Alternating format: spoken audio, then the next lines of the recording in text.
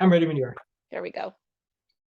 All right. Good morning, everybody. This is Dr. Mallers, and today we have an esteemed guest. This is Dr. James Ruby. He's faculty member in Huser. Some of you may already know him, and for those of you who don't, but you are Huser majors, you definitely will get to know him. He teaches several courses for us. We both have actually been here for 15 years, but we both still look 25. Mhm. And so I've invited Jim to come and talk about his career path, why he loves being in the human services field. And then Mhm. because of his clinical counseling background, he's going to take us through some counseling skills. And I want to say, even though some of you may not be interested in the counseling field, which is wonderful, as you know, I've been talking a lot about Huser opens up multiple career paths. Mhm. The skills he'll be talking about really can generalize outside of the clinical setting. So thank you all for listening, and you got the floor Gosh, thanks. or the Well, chair, hello. That's right. That's right. the screen. Hello, everybody. It's good to be with you, and I hope our time together, that this time will be valuable for you. But if I haven't had a chance to welcome you officially to Human Services before, let me do that. I'm really glad that you're here, and clearly I'm biased, but I think you are. If you have interest in being a helping professional or working with the public in some way, I think you selected the best major on campus. I really do. As Dr. Mallers, as Melanie's already suggested, it's a pretty versatile sort of degree, and there's a lot of different pathways one can follow after studying human services. I think oftentimes people think more traditionally like social work and Mhm. counseling and that sort of thing. But I know we have uh, alums who are working in business, some who've gone on to law school, some who have gone on to do working in public health or public administration, running not for profits. I mean, just about any place you can imagine, flight attendants. We have people who go a lot of different directions Yeah. based on their training. And so um, uh, I, I think you'll be prepared well. But so let me tell you a little bit about my background. So I'm a licensed mental health counselor. I also have my what's called our PPS credential. That stands for Pupil Personnel Services credential in California as a school counselor. So I'll break those two degrees down or those two designations for you. In terms of working clinically with individuals, either in a mental health format, counseling, psychotherapy, something like that, there's a few pathways to get there. One is to get a master's degree that's oriented toward counseling, like our master's in counseling program here at Cal State Fullerton. It prepares you for either the LPCC license, that's the licensed professional clinical counselor, which is the mental health counseling license, like I have, or the LMFT, licensed marriage and family therapy license. Both of those individuals can do pretty much the same thing. The LPCC license is the newest. I was actually part of the group that went to Sacramento and did the legislation and all that stuff to bring licensure to California, Hmm. as was Dr. Brew, who's the chair of our counseling program. The other pathway to do that is through a master's in social work, where you can become a licensed clinical social worker. So I'm a mental health counselor. So I've worked in a few settings. I've worked in my first jobs out of my master's program were in therapeutic day schools. What therapeutic day schools are is essentially schools that work with students who have severe emotional disorders or maybe developmental delays, but they're pretty high functioning. Um, uh, in other words, they don't need things like diaper changes or to be fed or something like that. So they've been functioning, they've been in public schools, but for whatever reason, or they're mainstream schools, could be even private schools, but for whatever reason, they're either their emotional disorders or their developmental delays were so significant that they couldn't keep that placement. So their school districts put them in our school. So I did individual group counseling, did some family work there, learned a lot about depression, anxiety. I also had students with psychotic disorders, um, bipolar disorder, on and on, autism slash Asperger's. So there were a lot of really good learning opportunities for there. And that's where I really kind of developed my skills, figured out that my master's program was good, but I needed some more I needed some more training, and I really got it there. I had great supervision. And so I'm going to mention supervision again in a little bit because that's really important. From there, I transitioned into community mental health, right? So as your 201 book talks about the community mental health model in terms of counties or cities, or where there are agencies that are assigned to certain geographic catchment areas to provide services for people. I worked in one of those settings, and I was a clinician, but also served as a program director.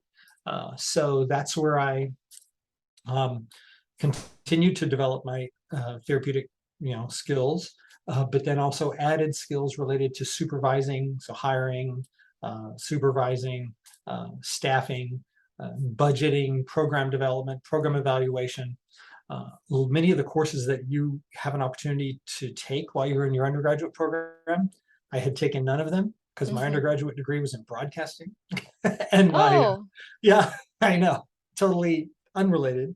But and worked for a while in radio before I made this transition. But anyway, then so I worked in that, and so I had a caseload. I worked primarily, and I was the program that I was the manager for was basically youth and family services. So we had a crisis team, we had clinicians who did individual and group counseling, we had a probation program, we had parenting classes, we had on and on substance abuse prevention, as well as substance abuse counseling.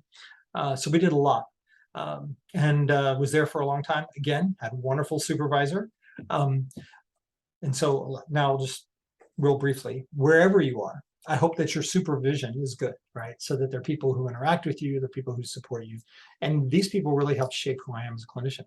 I also have done some private practice, and I still have a small private practice that I have today. It's video based, it's on Zoom. And so, kind of like we are today.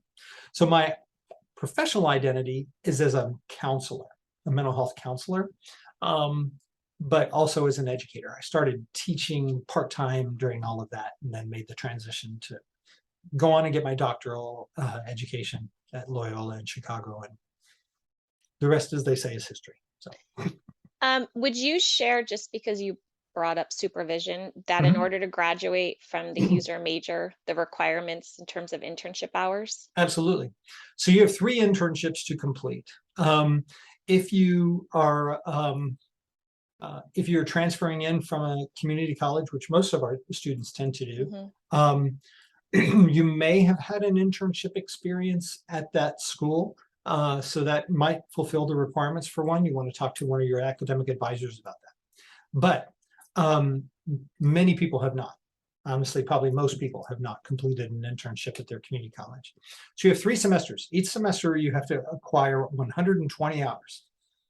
Right? So that's anywhere from 8 to 10 hours a week on average that you're providing unpaid volunteer at a site that has to be approved by the university, goes through a rigorous evaluation process to make sure that they have appropriate liability coverage and all those sorts of things. And you have to have regular weekly supervision with someone at that site. Related to whatever your assignment might be. We have sites that work with the aging adult population. We have sites that work with children. We have sites that work with substance abuse. We have sites that work with the unhoused population. We have sites that do recreation programs or after school programs. We have a lot of different sites, and that's just scratching the surface. We have a fieldwork coordinator who will help you kind of negotiate how to make that process happen. Every semester, we have something that our Human Services Student Association sponsors called Fieldwork Day. And so HSSA, which you should become aware of anyway, brings in agencies from all over our area they have set up a table, and they have tchotchke and goodies, and you get to go by and talk to them and learn about their agency and see whether or not it's a place that you might want to do an internship. So watch for announcements related to that. I think that's coming up in November this semester, but we do one every semester. So 3 semesters of fieldwork, part of why we do that is one, it helps not one, but one, it really helps emphasize the applied nature of Yeah. our degree, right? So you learn something and we put you in a setting to apply what you learned. And so you graduate with experience, right? You graduate and you have letters of recommendation, not only from professors who said, yes, this person came to my class and they did really well, but you also have letters of recommendation or references that say, yes, this person worked with this many clients and provided case management services and they were, on time. And so you have work experience, professional work experience when you graduate. So it's pretty powerful. It is also a requirement of our accreditation by the Council on Standards for Human Services Education. And right now, we're the only program in California that is accredited by that. So Thank you. That's Right. because of your hard work. that's everybody's hard work. I just did the paperwork. So So before we jump into having the students and me practice a skill that's necessary for being in our field, whether it's clinical or not, Mhm. what is your passion for being a professor in human services? Wow. It's very similar actually to my passion that took me into clinical work. Okay. Is I like to um, walk alongside people while they are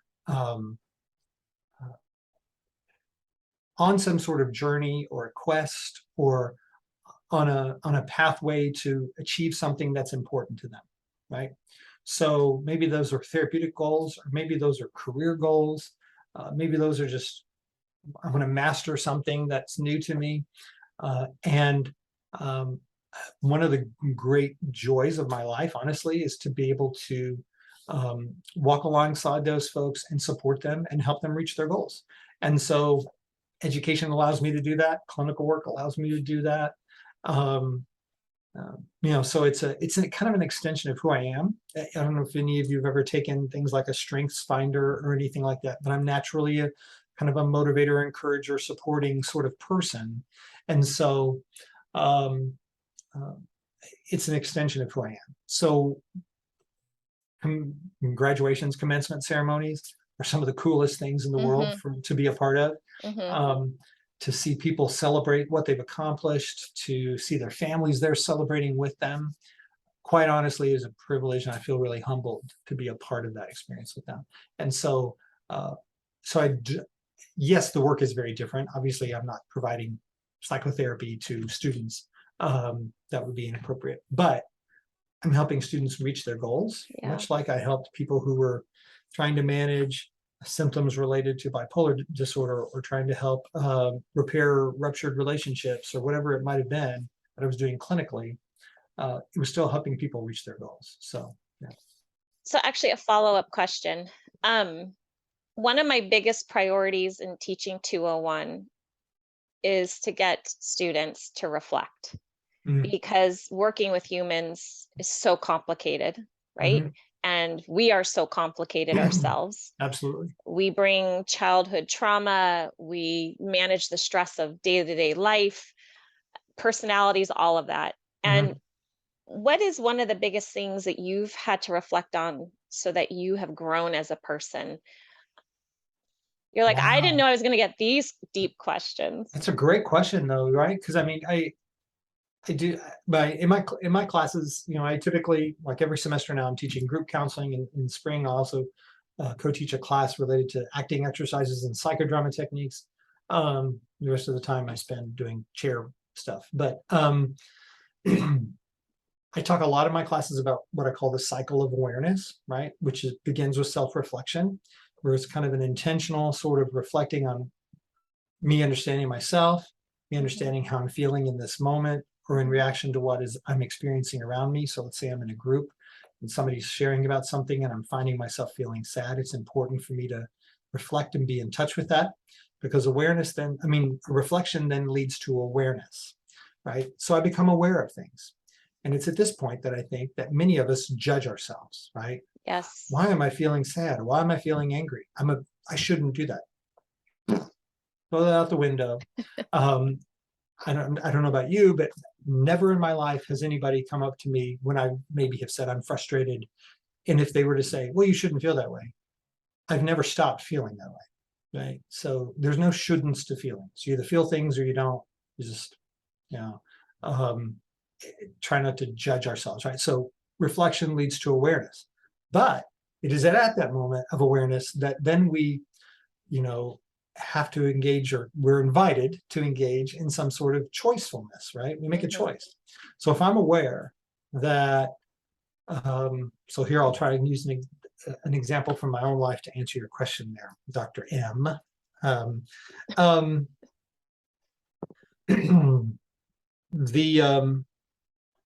okay, so without disclosing too much, my relationship with my dad in my family of origin was not great.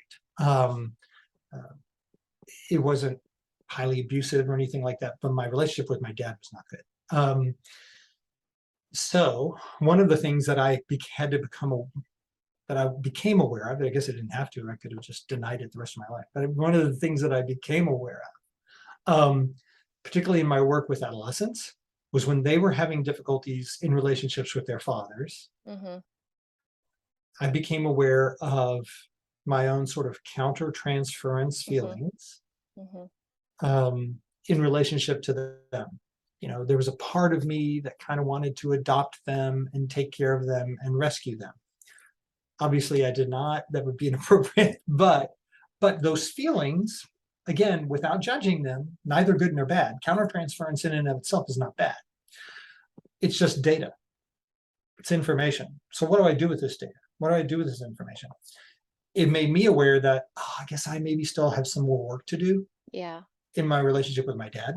And so that leads me back to supervision, leads me back to maybe my own private counseling and psychotherapy to work that stuff out, because it could compromise my clinical judgment, right? So if I'm wanting to rescue and save my clients, I might be less apt to challenge them or confront them if needed. Thank you for sharing that. That help? Yeah. Yes, and I'm sure the students relate to a lot of what you're saying. I mean, I know I do, and I've shared maybe in some of these recorded lectures that I work really hard on not judging my feelings. And even in the work we do with our little children at Head Start, through the Resilient Family Program, we teach the parents to teach their children that there is no good or bad feeling. They're just feelings. It's data. And there may be feelings we don't like. They are uncomfortable. Yeah. But they're not bad, and we shouldn't tell a child you shouldn't feel that way. But anyway, okay, so why you are here is to talk us through, or take us through a journey of self-reflection, learning, listening, all of that. Sure. Well, I mean, what I'll just start to chat a little bit about is, when we talk about skills that are translatable or transferable to work, whether it's clinical or not, some of what we call our basic attending skills, and when we talk about attending, not like I'm attending class, but like attending to a person, paying attention to a person, trying to let them know that we're hearing them, that we understand where they're coming from, all those sorts of things. So when we look at the basic attending skills, I would emphasize the word basic. They're basically human communication skills. So these are things that you would use if you're certainly doing clinical work, case management work. They're also things that you would do if you're doing school counseling, academic advising, trying to sell somebody a car, waiting on them at Target. Anyway, it doesn't matter. So some of the things we're going to talk about are really, so one thing is eye contact. Eye contact's tricky for some of us. And eye contact has different meanings for different people. It's informed by our cultural identity, right? But in general, as a society, people tend to appreciate being looked at if they're talking, right? If they're listening. It kind of tells people that we're listening. Right. So you don't want me to turn away while you're talking? Yeah, no, that would make me feel like I'm parenting again, and that's no good. So eye contact, right? Body posture, right? Probably the biggest example for now is there's a big difference between me listening to Dr. Mallers now and me listening to Dr. Mallers now, right? Yeah, and how many of us do that. Yeah. We're on our phones, we're supposed to be listening to somebody, or we're looking around, or we're tending to something else. All of that says, and it's what we call nonverbal communication, right? All of that says that what you're saying is not that important. It's dismissive. Yeah, yeah. And or I don't have time for you. So body posture, if we were talking about it clinically, we'd talk about being kind of in a open, keeping our body square, sort of open gesture, nothing crossed, nothing closed off, but really trying to be open to allow the person to know that we're listening to them. We also talk about just kind of overall empathy. So I don't know if you've talked about empathy at all yet. I have, yeah. Yeah, and so how that's different than sympathy, right? How that's different than but the hardest part about empathy is the vulnerability that's required within us, I think. Yes. I have to be willing to take a journey to someplace uncomfortable in order to be empathic with someone else, right? I have to allow myself to take off this pair of glasses and then put on a different pair of glasses with this person's prescription, right? To be able to see the world as they see it. So one of the words you will hear tossed around in human services and counseling and social work and public health or any social science is the word phenomenological, right? So we have things, so we look at things through a quote unquote phenomenological lens. All that means is that I'm going to try to understand phenomena, right? Things that we see, stuff in the world. Now I'm going to try to understand how you see things in the world, how you understand phenomena, and I'm going to try to understand that. And so empathy says I'm going to try to not only understand it, but, and this is where it becomes a skill,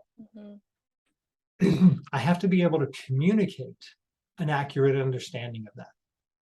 So I can feel empathy, and it doesn't do diddly squat for the person I'm trying to work with.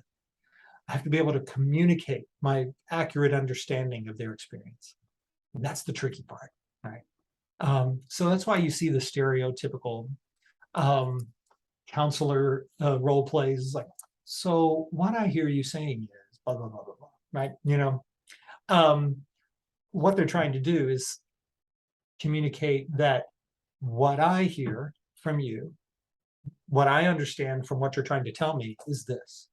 And then the person can say yes or no. Yes, that's accurate, or no, it's not. But that's part of the empathic process. You probably also, in terms of basic attending skills, we talk about questions, right? Open-ended questions and closed-ended questions. I don't know if you've talked about those or not. Not yet.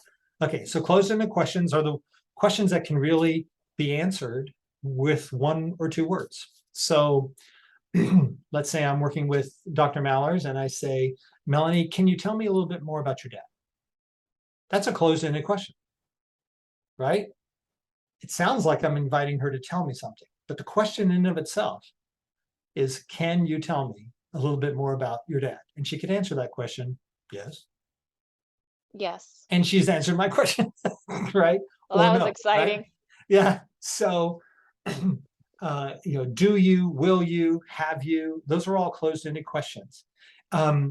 There's times for those. It's, obviously, like I say, now you have one sibling, is that correct? Or two siblings, whatever. So to get clarification, that's fine. Open-ended questions typically start with how or what. So how was it for you growing up in your family? That's a much bigger question. Yes, right? it is. Yeah. And you don't have to tell me, but it's a very well, broad, you know a lot awesome. of my childhood dysfunction. That's right. But it gets a lot of information. Yes. Right? So open-ended questions get us more information. So we want to err on the side of open-ended questions in the helping professions. Not always in sales, but that's a whole nother issue.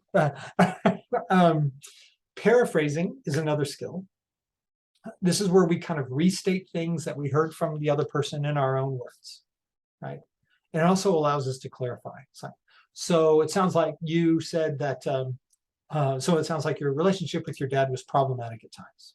I just paraphrased what they said. I do want to clarify, just for truth. Yeah, not my father. Okay. You should put my mother in there. Okay. Sorry. I'm just using. I know. I'm just using it as a phrase. But yeah. I know you have a special place in your heart for your dad, and his legacy and all that stuff. It doesn't matter. The students know that I'm very quirky. Okay, you know that too. Go There ahead. you go. Yeah, but I also know your dad's important to you. So, but anyway, those clarifying things are really the paraphrasing, kind of rephrasing what we heard. That does a couple of things, right? It helps clarify, right? So just like exactly what Melanie just did. Well, it's actually my mom, not my dad, but also it lets the persons that we're working with know that they're being heard. Reflection is the other one. Reflection is a key skill, and here we're focusing on feelings when we talk about reflection. So reflecting feelings, either feelings that we heard them express or feelings that we're picking up on. It can be positive feelings, negative feelings, ambivalent feelings, like I don't know how to feel. Maybe part of me feels this way, another part of me feels that way. But anything related to feelings, that's sometimes the most difficult, because it's connected to the vulnerability part of empathy. I'm only going to understand their feelings if I'm allowing myself to understand their feelings. If I feel like I suspend your have, judgments. yeah, obviously. absolutely, Yeah. absolutely. But I also have to take down the walls that are between I'm a professional, or I have to do this right. And that's really challenging for students, right? Because you take a quiz, there's a right answer or a wrong answer. But in counseling or in these human interactions, those lines are not always as clearly drawn. So we have to let go of this notion of I have to do this the right way. There could be multiple right ways to do a human interaction. But one of the things that we do know is that when we're able to connect to and correctly identify the feelings that are the folks that we're working with, is when we're able to do that, that's really helpful. And then the last one I would say is just summarization, so that when we come to the end of a session or something like that, or come to the end of an encounter, it's like, I like to put it this way, it's like your concluding paragraph of an essay, right? Like your first paragraph tells you what you're going to tell them, your paragraphs tell them what you want to tell them, and your last paragraph recaps what you just told them. So the summarization is kind of like that last paragraph. So we covered a lot of ground today. We talked about how this argument with your sister raised a lot of feelings in relationship to your thoughts and your experiences with your mom. We kind of processed your feelings related to that. And it sounds like we've got some goals to work on this week in relationship to writing a letter. Not that your sister is ever going to read it, but writing a letter to her so that we can process those feelings more next time. Yeah. Boom. That was a summarization. It's not brain surgery, but it takes practice, because it's different than how we talk to our friends. It's different than how we talk to our family, and those sorts of things. So I'd love to try a little exercise with you, Melanie. Okay. That's really just going to be more fun. This comes actually from the world of improvisational acting exercises. Oh boy. I know. So we're going to put on a show, and you're going to sing. Sing? Just kidding. Did you see her face? That was awesome. So I'm being very vulnerable right now. So this is fun. This is so easy. Okay. So within the world of improv, there is a principle as well as an exercise, but it's also a larger principle called yes and, right? And so I'll put it this way. So let's say we're doing an improv show and I walk on stage and Melanie says, "Hi, Grandma." If I say, "I'm not your grandma," it's like that. It's a very short scene. It wasn't very interesting. It wasn't funny. It just came to a screeching halt, right? Yes and means that I take on the role and then I add to it.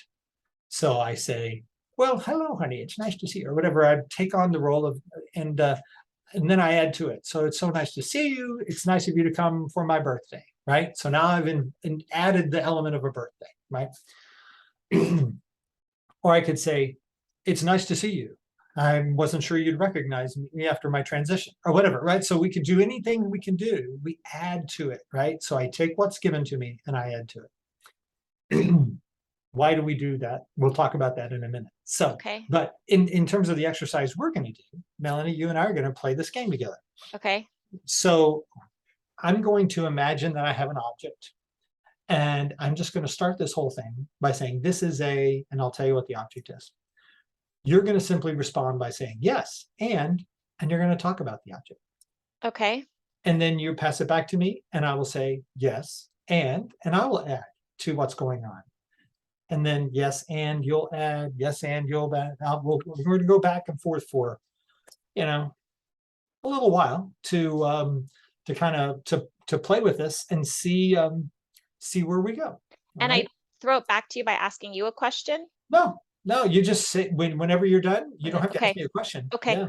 Okay. Yeah, you just say so because I'm going to start by not with a question. I'm going to say Okay. this is actually I think I'm going to make you start Oh because gosh. it's a little bit easier. You just have to imagine you have an object.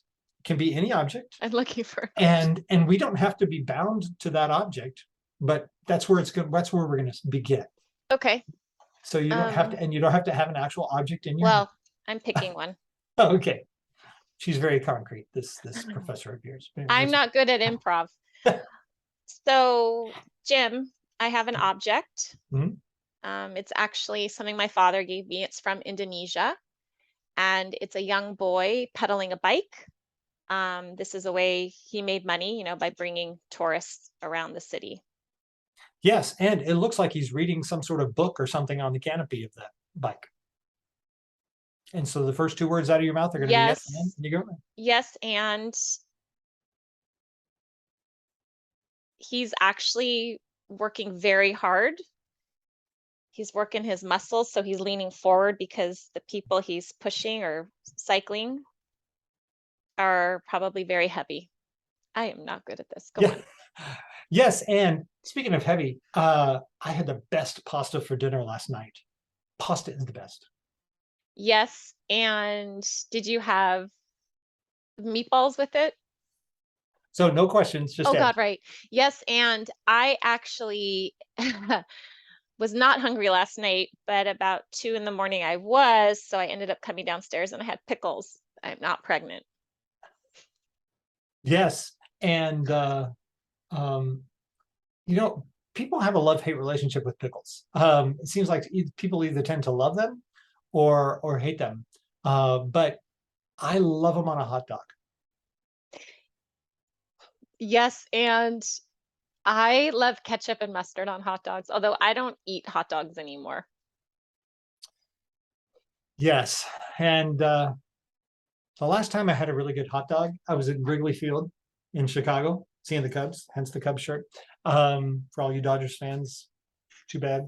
You're better than us anyway, so just get over yourselves. But that was an amazing hot dog. Chicago house hot dogs are really just the best. Yes, and I am a Dodger girl. I grew up in LA, in Van Nuys, actually. And I've been to Chicago, and I did not have a hot dog, but I did have the most incredible pizza. Okay, so we'll pause there. Thank goodness. This must be so boring for the students, but they are going to have to do this as an assignment. So there you go. They'll see it's hard. Yeah. So though, where did we start? With the little the figurine from Indonesia. And we wound up with Chicago style pizza. Okay. Right. Did you have any awareness? Did you have any clue, or any of you who might be watching this, if you haven't turned off by now? You're right. Yeah, like I'm hanging watching up. Netflix instead. But I can't imagine that anybody would have predicted that we would have started with that figurine and wound up with Chicago style pizza. No.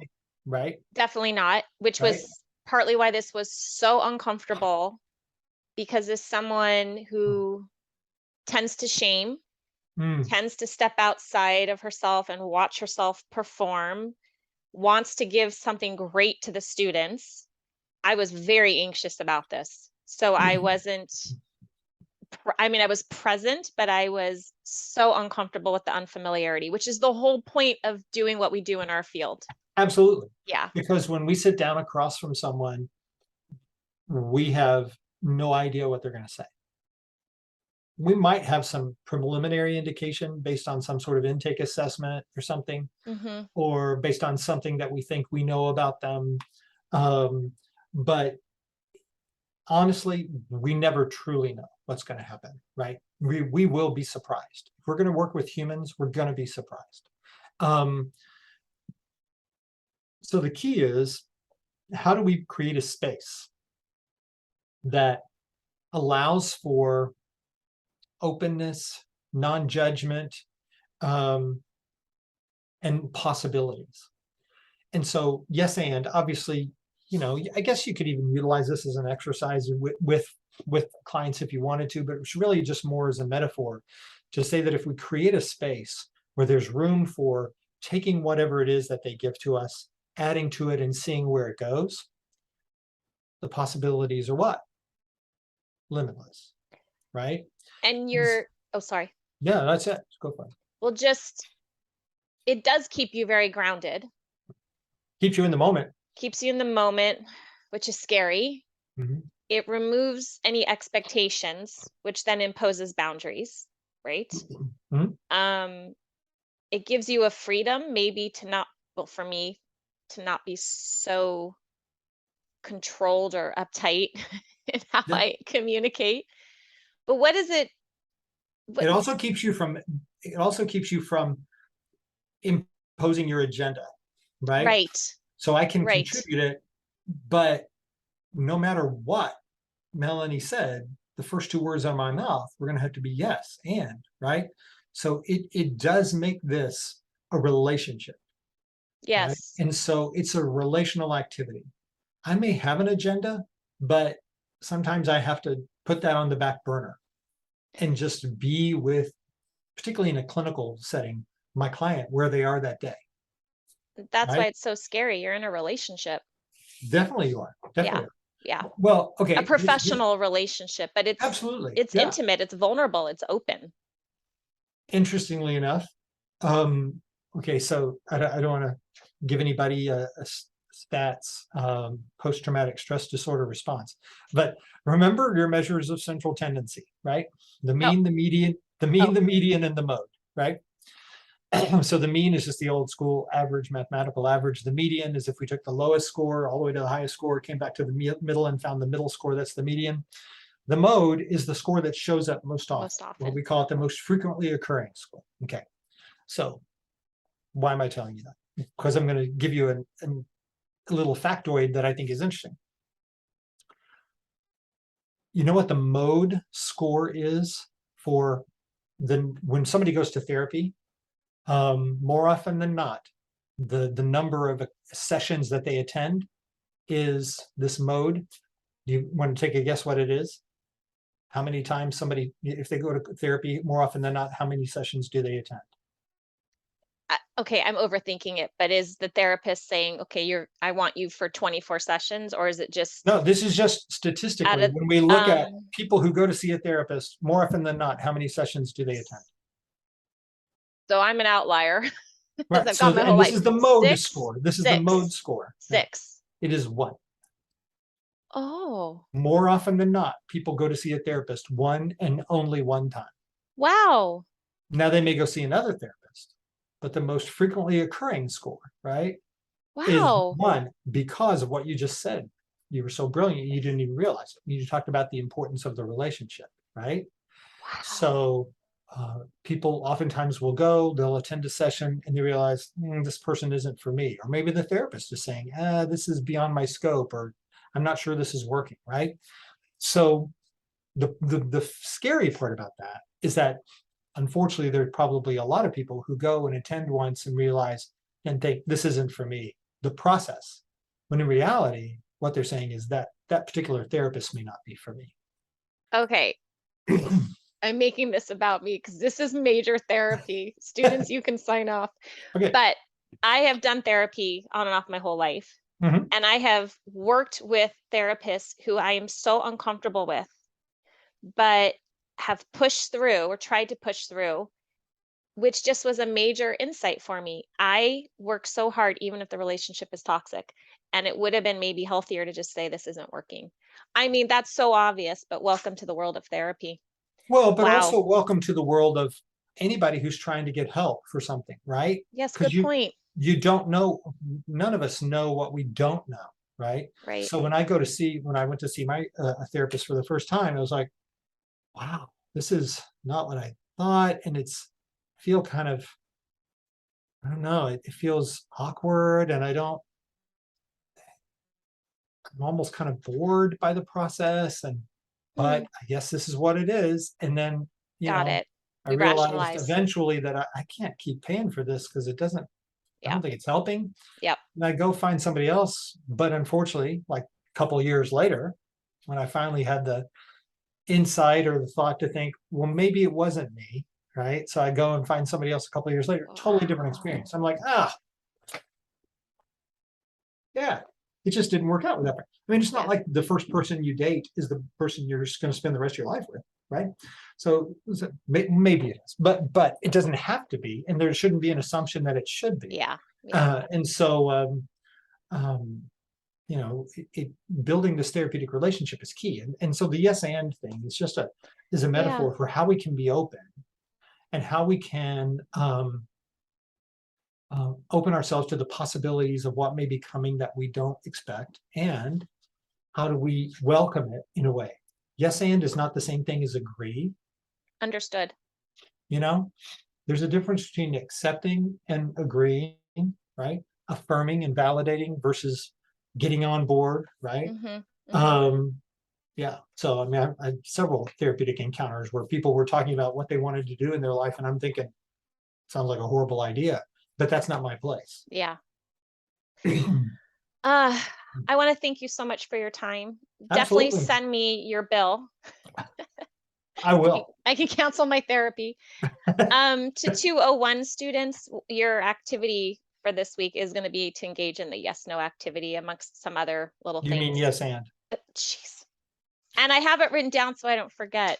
And not Somewhere I have something. Oh, here. yes, but. Look at this. Oh There you my go. gosh. Yes, and see, Yeah. this was a subconscious attempt to not do any more hard work. Thank you for your time. I'm Absolutely. very, very grateful. And you are on the fourth floor next to my office. If any Yeah, students want to come meet us in person. really, And very much. Yeah, and part of my job, you all as your department chair, is to help with problem solving, right? Not just, we have academic advising for helping you with picking out classes and things like that. But if you have larger professional sort of advising yeah. questions, or if you have issues with faculty members, like, or if you have, Oh my God, never mind. that's That made me right. look so old. Okay. That's okay. But if you have, if there's, yeah, whatever it might be, I hope that you'll feel free. Yes.